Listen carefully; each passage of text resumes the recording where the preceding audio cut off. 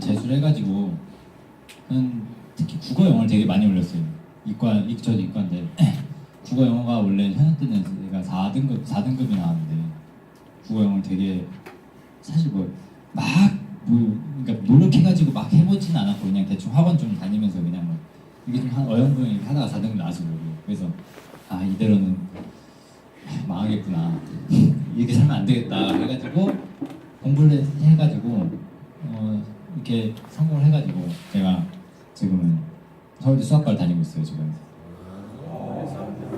네, 원래 수학을 조금 했어요. 재수하면서 되게 많이 올렸죠 특히. 그래서 그걸 계기로 해가지고 오르비라는 사이트 알아요 혹시? 네, 오르비라는 사이트 제가 입시 사이트 있어요. 오르비라는 사이트 제가 칼럼을 올렸어요. 제가 국어 영어를 되게 원래 많이 올렸잖아요. 그래서 질문이 되게 많이 들어오는 거예요. 하루에 쪽지 한 50개씩 들어요. 하루에 매일매일 쌓일 거 아니에요. 근데 한 번 답변할 때마다 30분이 걸리니까 이게 답이 없는 거예요. 하루에 25시간을 답변하고 있으면 이게 말이 안 되잖아요. 그래서 기계가 아니니까. 그래서 제가 생각한 게 맨날 들어오는 질문들을 모아가지고 제가 칼럼을 쓰자 해가지고 공부법 칼럼을 제가 작년에 이제 써서 2015 제가 1호학번이니까 대수에서 15년도에 이제 써가지고 썼는데 제 칼럼을 좀 이제 지금 일부분만 좀 드렸어요. 지금 복사할 시간이 별로 없어가지고. 근데 읽으면 알겠지만 되게 좀 까는 듯한 내용이에요. 이게 어떻게 되냐면 앞부분은 안녕하세요. 앞부분은 공부를 까는 거 있고 두 번째는 마인드 컨트롤이고 세 번째가 공부법이에요. 근데 제가 이걸 올리고 그 사이트에서 총 조회수 15만 건이 됐어요.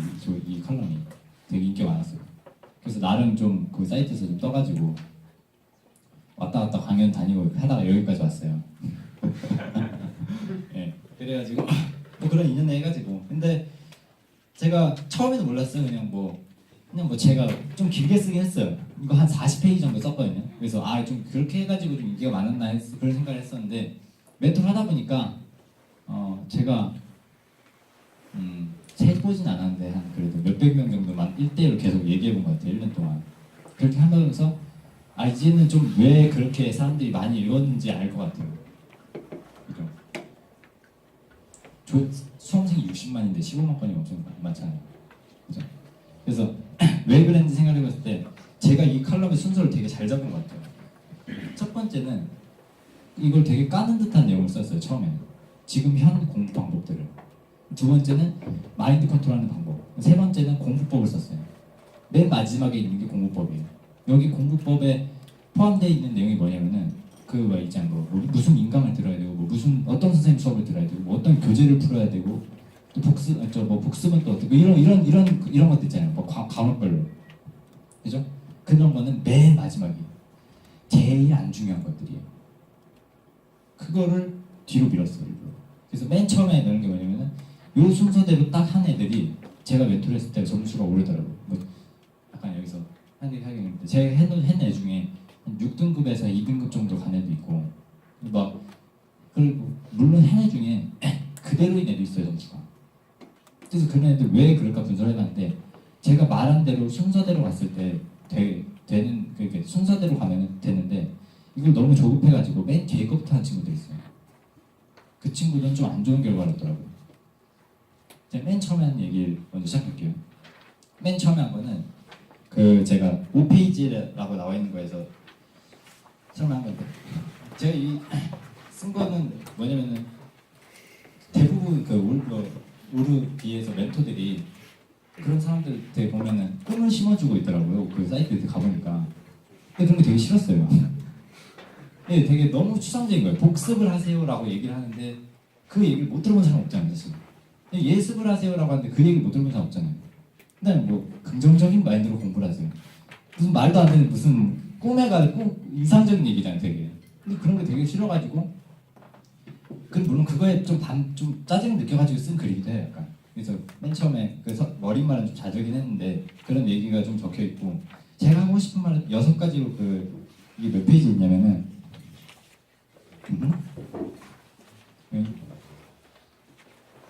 그 7페이지 밑에서 세 번째 단락에 6개의 문장이 있어요.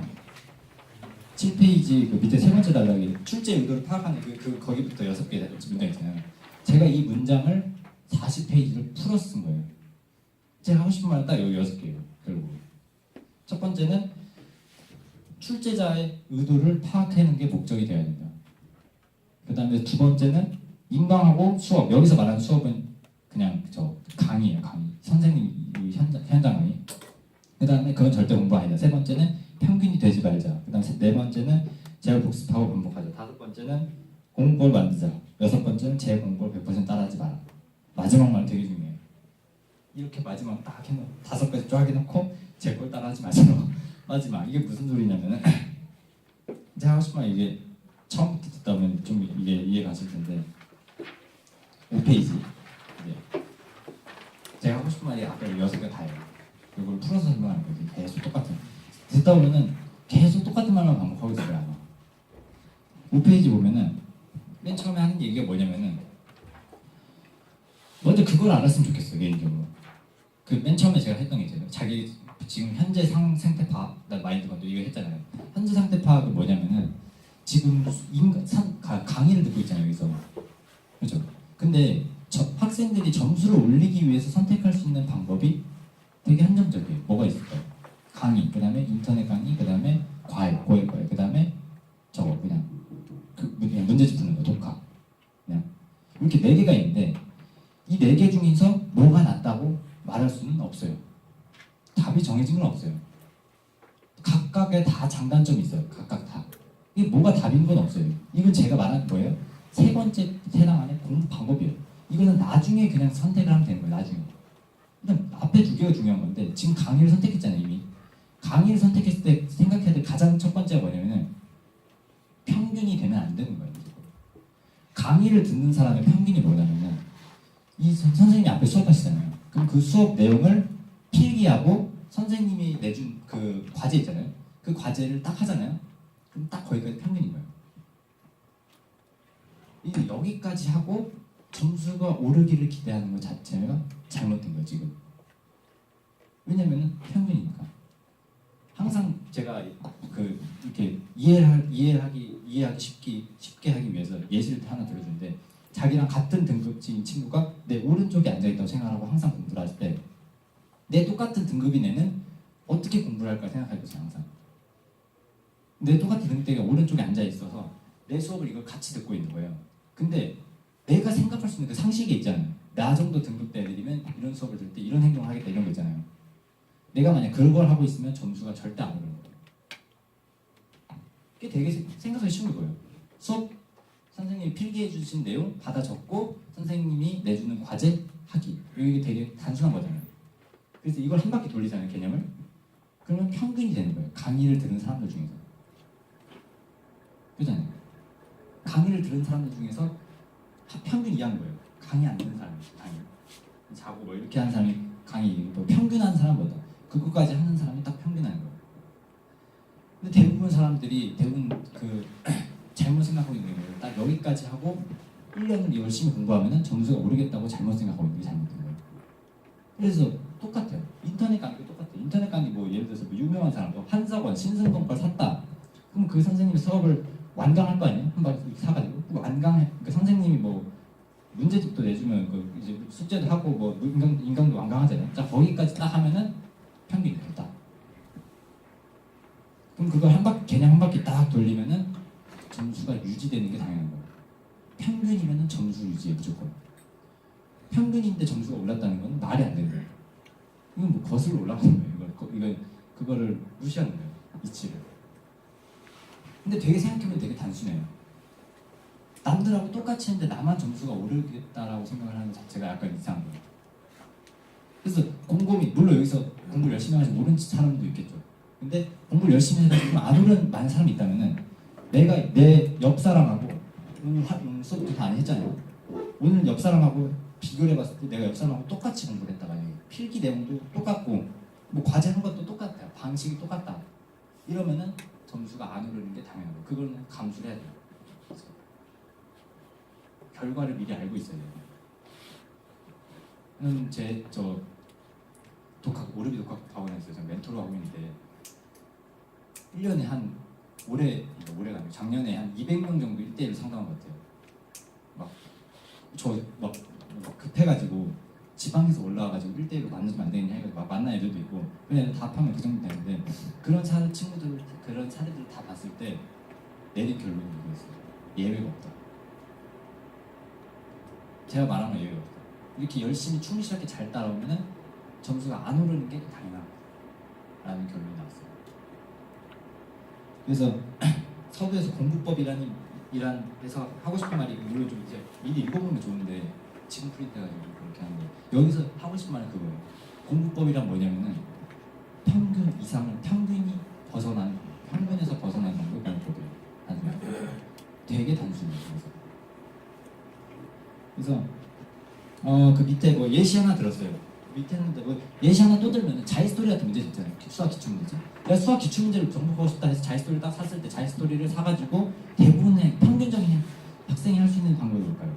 문제를 풀고 채점하고 모르는 문제 있으면 해설지 보고 고치고 그렇게 한 과목을 딱 끝내면은 점수가 안 오르는 게 당연한 거예요.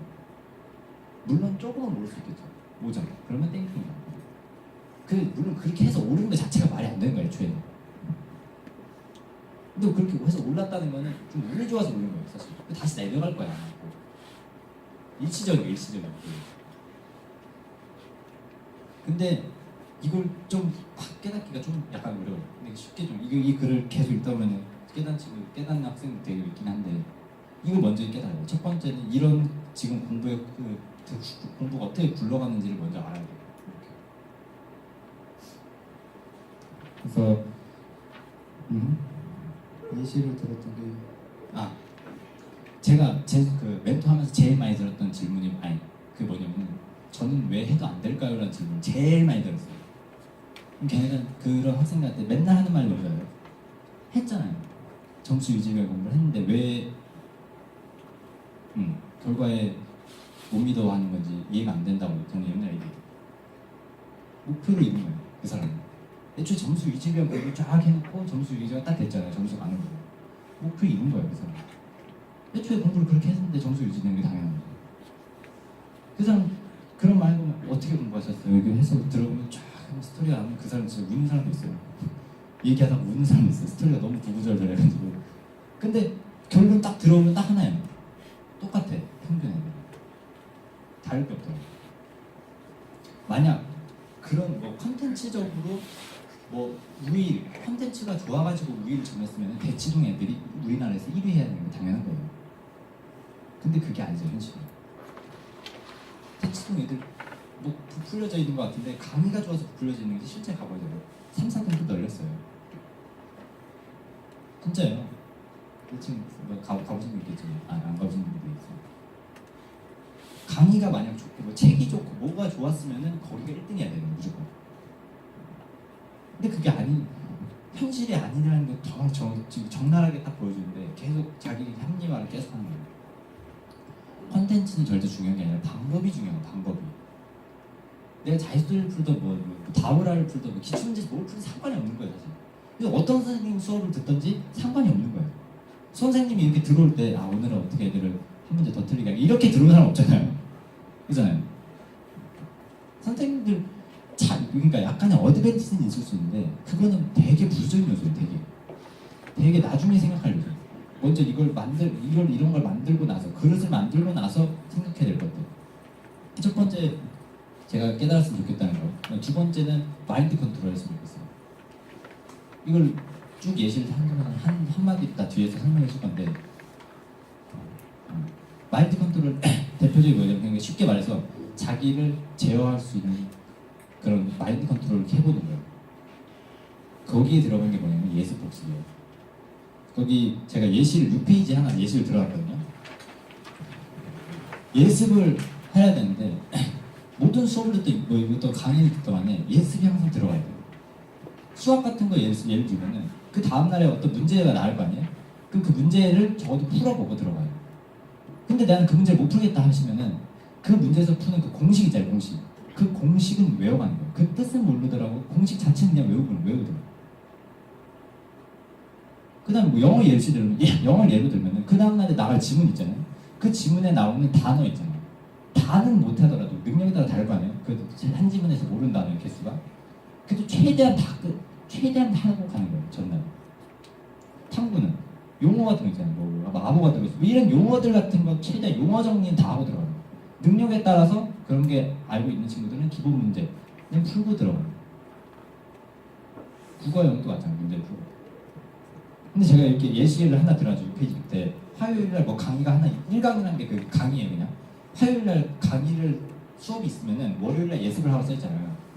제가 위에 하나는 예시라고 이렇게 써놨잖아요. 이건 예시. 이건 사람마다 다 달라야 돼요. 지금 앞으로. 그러니까 왜 달라야 되냐면은 각자 공부하고 있는 과목에 대한 점수가 다 다르잖아요. 지금 나는 국수형이 다 80, 80 이런 상관없잖아요. 다 약간 다르잖아요. 그러니까 과목마다 공부하는 방법이 다 달라야 됩니다. 예를 들어서 또 한 과목 내에서도 좀 달라요. 수학도 내가 좀 앞부분 좀 많이 했다. 미적분 오늘 많이 했는데 확통이 좀 약하다. 뭐 이런 사람도 있고 확통은 나중에 하는데 왜 이런 사람들 다 다르잖아요. 국어 같은 것도 비문학 자신인데 문학은 조금 약하다. 뭐 이런 사람도 있고 한 과목 내에서도 그렇게 다 갈려요. 여기서 말하는 예습을 하루 전날에 해야 될 제가 아까 말했죠. 100% 따라하지 말라고 제 걸로. 자기 걸 만들라는 게 이런 거예요. 이렇게 예습이 들어갔는데 만약 내가 그 다음날 해야 될 내용이 또 좀 쉽다 하면은 그냥 그 당일날 아침에 해도 돼요. 그냥 그 당일날 쉬는 시간. 근데 내가 그날 해야 되는 게 내용이 좀 너무 어려운 거다 하면은 이틀 잡고 예습하세요. 이틀. 너무 오래 걸리니 하루에 몰아서기 너무 오래 걸리니까 이틀에 좀 나눠서 아니면은 양을 좀 줄여서 공식 같은 거 아니 단어 같은 거 영어 단어 같은 거 다 외우기는 좀 그러니까 한 지문에서 한 절반 정도만 외워봐야지. 뭐 이런 식으로 각자 세팅하는 각자. 근데 이게 사람마다 다 다르기 때문에 어느 정해져 있는 공부법이 있다라고 말하는 사람 자체가 말이 안 돼요. 그냥 다 해야 될 때 달라요. 예습을 해야 돼요. 근데 예습은 해야 되는 거예요. 이런 식으로. 제가 이제 예시를 들었는데 화요일에 수업을 듣는 건데 너무 어려우면 일요일, 월요일 이렇게 해도 되는 거예요. 아 너무 쉬우면 그냥 당연히 해도 되고 이런 거 다 각자 알아서. 방법도 누구는 수학 공식을 해야 되고 누구는 수학 문제 풀어봐야 되고 누구는 또 이렇게 달라야 되는 거예요. 그 다음에 복습. 그러니까 예습을 해야 되는 이유는 뭐냐면은 그 수업을 듣잖아요. 수업을 들을 때 선생님의 수업 듣는 내 자신의 태도가 달라지는 걸 느낄 거다. 어떻게 되냐면은 선생님이 딱 수업을 하잖아요. 그러면 내가 아는 내용하고 모르는 내용에 대한 필터링이 자동으로 돼요. 근데 의식을 하지 않더라도 어제 읽었던 기억에 대해서 내가 어제 읽었을 때 저거 읽었던 내용 딱 하면 친숙하잖아요. 사람은 친숙하면 뭐냐면 이게 다가야 돼 있어요. 약간 좀 편안해지고 좀 긴장감 풀고. 그래서 내가 갑자기 모르는 내용이 나면 내가 모르는 하잖아요. 지금 이때 집중도가 올라가는 거 다시. 이런 거 좀 약간 이상한 말로 디벤백이라고 하는데 집중도의 조절이 자동으로 되는 거예요. 자동으로. 한 강의를 똑같은 집중도로 듣는다는 건 말이 안 되는 거예요. 이런 식으로 계속 남들하고 다르게 하는 방법을 생각하는 거예요. 이게 밖으로 티가 안 나는 거예요. 네. 저 사람이 멍 때리면서 수업을 듣는지 이런 건 잘 모른단 말이에요. 사실 막 옆에서 손들어보지 않는 이상. 그 다음에 복습에 대한 예시도 이렇게 좀 6페이지 밑에 써놨는데 예를 들어서 뭐 어떤 선생님이 수업이 화요일에 있었는데 거기에 과제가 나왔다 하면 그 과제를 당일날 할 수도 있고 뭐 당일날 해도 되게 다양하잖아요. 당일날 수업 직후에 하는 사람도 있고 아예 저녁에 하는 사람도 있고 그러니까 수업 끝나고 나서 그러니까 그날 했던 과목 순서대로 복습하는 사람이 있고 뭐 이게 다 다양하잖아요. 또 그 다음날에 하는 사람이 있고 이런 거를 다 다르게 하는 게 그 예시 중에 하나예요. 근데 이렇게 할 수도 있다는 거예요. 그냥 그 당일날 복습하는 게 말이 안 되는 거예요. 무조건 그런 복습은 없어요. 그리고 하나 가지고 계속 다 들이밀려고 하면 안 되고 과목마다도 달라야 돼요. 과목의 진도에 따라도. 근데 그러니까 뭐 예를 들어서 화요일날 필기한 내용을 수요일날은 거기에 대한 연습 문제를 풀고 그다음 목요일날에는 내가 필기한 내용을 한번 읽어본다. 갑자기 생각나는데 읽어보는 그 글을 읽는 공부를 할 때 있잖아요. 가끔 손을 안 움직이고 이렇게 다는 거 외울 때 특히 이렇게 눈으로만 보는 운동 이게 운동이에요. 눈으로만 하는 공부를 할 때 있잖아요. 그런 거 할 때 일어서서 했으면 좋겠어요. 좀. 일어서서 앉아서 하면은 앉아서 그거 읽고 있으면 집중도 낮아지는 거 뻔히 다 알잖아요. 사실 다 아는 건데 하면 되겠지라는 생각으로 그냥 강제적으로 하는 거예요. 남들하고 살짝 하나라도 더 다르게 계속. 그 다음에 하나 더 말해주고 싶은 거는 받아쓰기 안 했으면 좋겠어. 받아쓰기 같은 거. 공부할 때 받아쓰기 하면은 무조건 안 하는 거예요. 예를 들어서 하나 뭐냐면, 예를 들어서 단어 영어 수업에 하면은 이 지문이 쭉 있잖아요. 지문 쭉 있으면 이게 지문 해석할 때 막 이렇게 끊어주고, 그다음에 이렇게 해석할 때 이 단어 설명해 주잖아요. 이 단어 이 뜻이니까 뭐 이게 나가잖아요. 그때 대부분 학생들이 어떻게 하냐면은 그 단어 밑에다 이렇게 밑줄 긋고 단어 쓰고 있어요.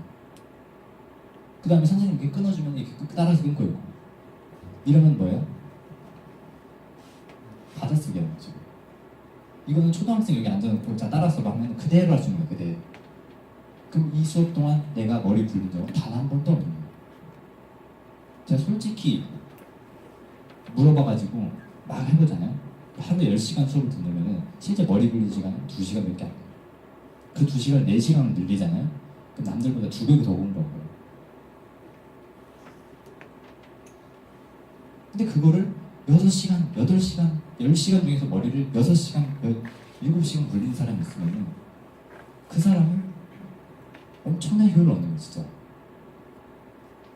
똑같은 걸 하더라도 이런 차이를 말해요. 이런 차이를 받아쓰기에. 선생님이 그러니까 예를 들어서 어떻게 해야 되냐면은 뭐 선생님이 이렇게 필기를 해주잖아요. 예를 들어서 칠판에 탐구 같은 것도 그렇고 선생님 칠판에 필기를 해주잖아요.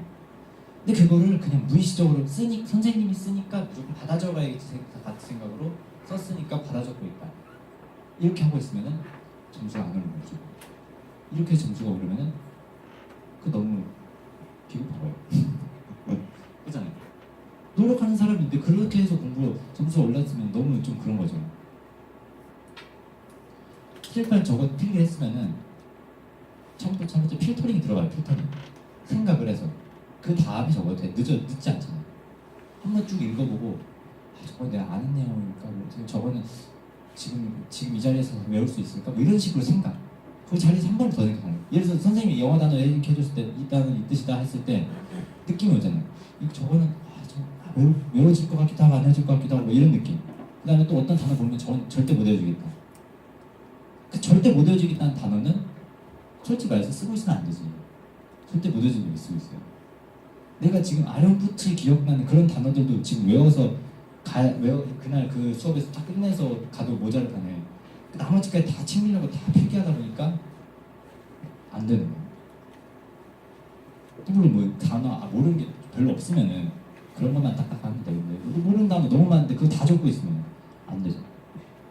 거기서 내가 건질 수 있는 게 다 다르다는 거예요. 한 수업을 진행한다고 해도 각자 건질 수 있는 것들이 다 달라요. 그런 거를 찾아야 돼요. 각자. 이게 자기만의 거. 그러니까 단어 같은 거, 단어가 예시도 그렇고 개념 이게 이렇게 쓴 것도 이렇게 쓴 것 중에서 내가 아는 내용이 너무 많아요. 그러면 그냥 모르는 것만 쓰면 되는 거예요. 모르는 게 너무 많다. 그러면은 어떻게 다음에 써도 몰라요. 그러면. 그렇기 때문에 풀어서 써야 돼요. 풀어서 좀 한글말 자기 말.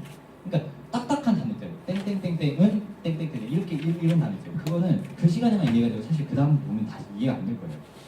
그거를 선생님이 써줬다고 그걸 그대로 받아들이는 게 아니라 저건 내가 봐도 모르겠다.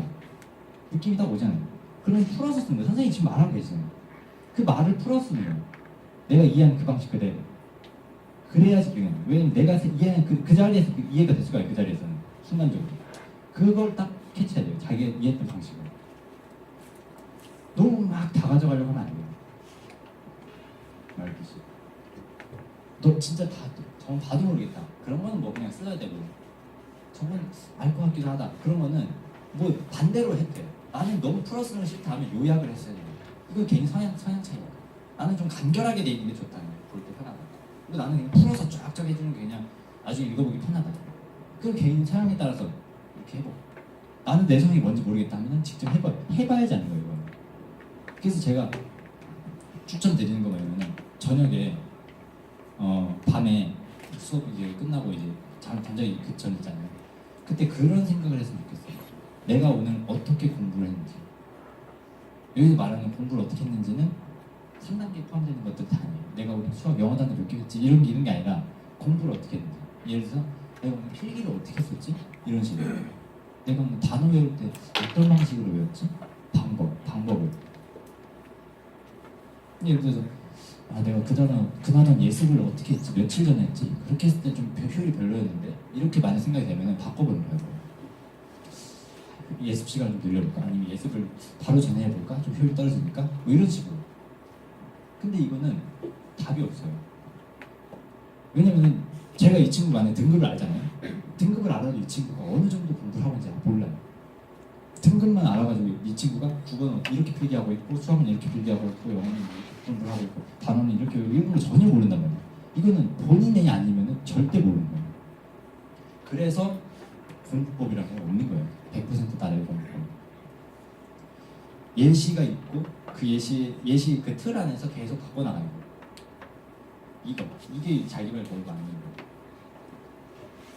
근데 제가 말했잖아요. 지금 딱 하나만 했죠. 예습, 그다음 복습, 그다음에 뭐 받아쓰기 하지 말라, 이런 거 말했잖아요.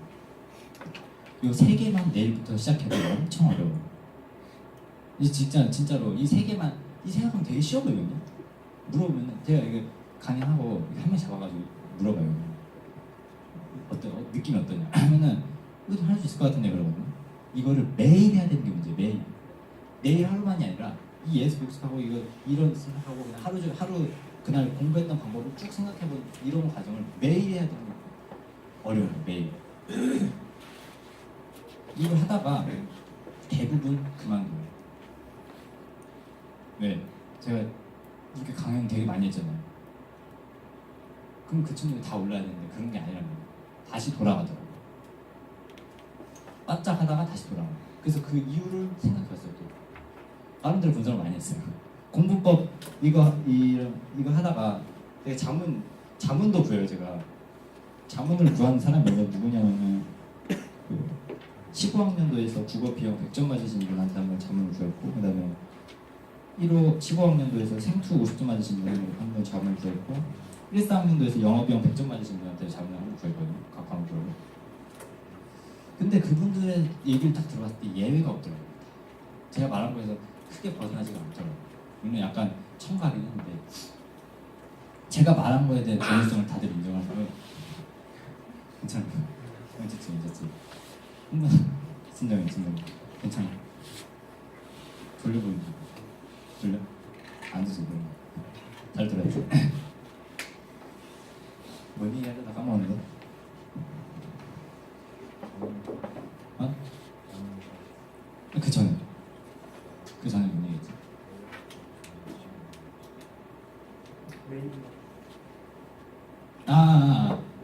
매일 해야 되는 게 문제. 이걸 좋았어. 잘 듣고 있어. 이걸 매일 해야 돼. 매일. 그래서 진짜 이 중에서 절반도 아니고 10%도 아마 잘 못 따라할 거예요. 왜냐면은 이거 대하는 법은 되게 귀찮아요. 생각해보면은 수업 전에 맨날 해야 되잖아요. 계속. 그다음 매일 복습해야 되죠. 신경 쓸 게 되게 많아요. 되게 귀찮다고. 근데 사람들은 귀찮은 거 싫어하잖아요. 저는 아침 일어날 때 귀찮아요. 싫어요. 그죠? 다 똑같잖아요. 근데 귀찮은 거 다 싫어하잖아요. 귀찮은 걸 싫어하는 건 평균인 거예요. 평균. 그걸 깨면은 뭐예요? 평균 이상이 되는 거잖아요. 그러면 점수가 오르는 거예요. 이건 당연한 거예요. 공부가 되게 단순해요. 그래서 뭐 공부가 제일 쉬웠어, 막 이런 얘기 하는 사람, 싸가지 없는 사람 있잖아요. 그런 사람들의 말에 맥락이 앞뒤 다 자르고 막 나와서 그런 거지. 그냥 이런 것 때문에 되게 단순하게 쉬운 건 아니에요. 절대 단순하다는 거지. 남들하고 똑같이 해가지고 평균인 걸 따라가면은 1년을 하든 2년을 하든 똑같이 점수가 안 오르는 게 당연한 거고, 거기서 점수가 오르면 운이 좋은 거예요. 그리고 남들이 안 하는 그 귀찮은 거 있죠. 제가 말한 것들, 예습, 복습 이런 것들. 그다음에 뭐 필기할 때 그런 컨트롤, 계속 받아쓰기 안 해야겠다는 생각 계속 의식하고, 그다음 저녁마다 계속 자기 뭐 어떻게 공부했는지 하루 동안 공부 방법 생각해보고, 그다음에 한번 바꿔보고, 이런 거. 이거 되게 귀찮아요. 한번 해보세요. 근데 이걸 했잖아요. 이걸 하고 있잖아요. 그럼 저는 반드시 올 거예요. 왜? 그래야지 말이 돼요. 이렇게 했는데 점수가 안 오는, 남들과 다르게 했는데 점수가 안 오는다는 거는, 이거는 배신이에요. 수능은 되게 정직한 시험, 제일 정직한 시험인데 이런 말 있잖아요. 그 말이 괜히 있는 게 아니에요.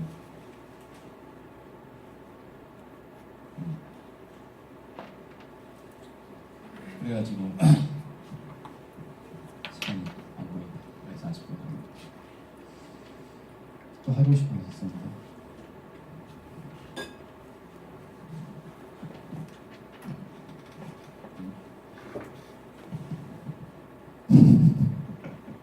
아 맞다.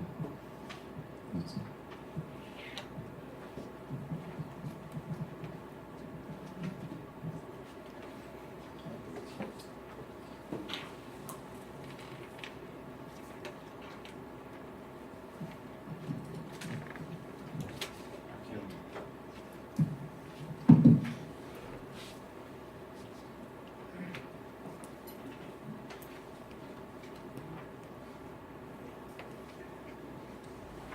그래서 뭐 다음에 생각나면 또 얘기하는 걸로 하고, 그다음에 뭐 뒤에 8페이지에 있는 거는 제가 예시 하나 또 적어놨어요. 그냥 그 복습 방법하는 예시 한번 적어놨어요. 그냥 표로 그 9페이지 표로 그러니까 글을 줄이고 표로 하나 정리해놨는데, 이런 것들을 따라하면 안 되고 각자 이런 거 읽고 아 이렇게도 할 수 있구나, 이거 변형을 해도 나는 어떻게 맞춰서 이렇게 할 수 있겠구나, 이런 느낌으로. 이런 노트를 활용해가지고 복습을 하는 방법을 제가 한번 적어봤어요. 그래서 뭐 하고 싶은 게 있습니다. 죄송합니다. 뭐였지?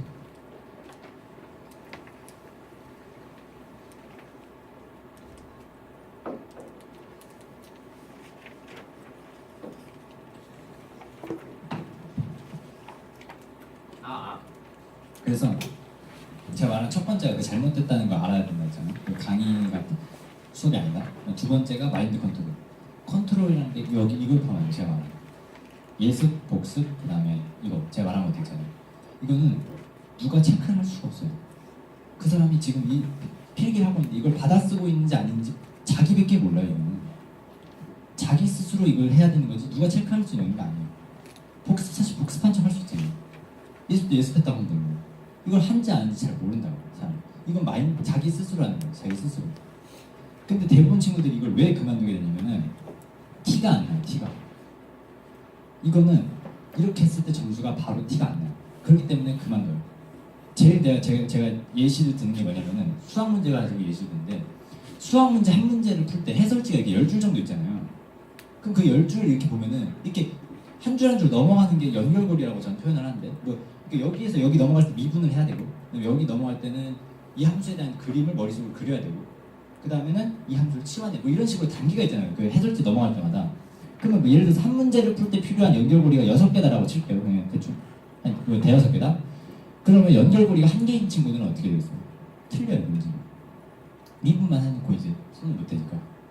그렇죠? 근데 거자 그 친구가 공부를 열심히 하잖아요. 그래서 쌓다 보면은 이렇게 막 여러 가지 연결고리를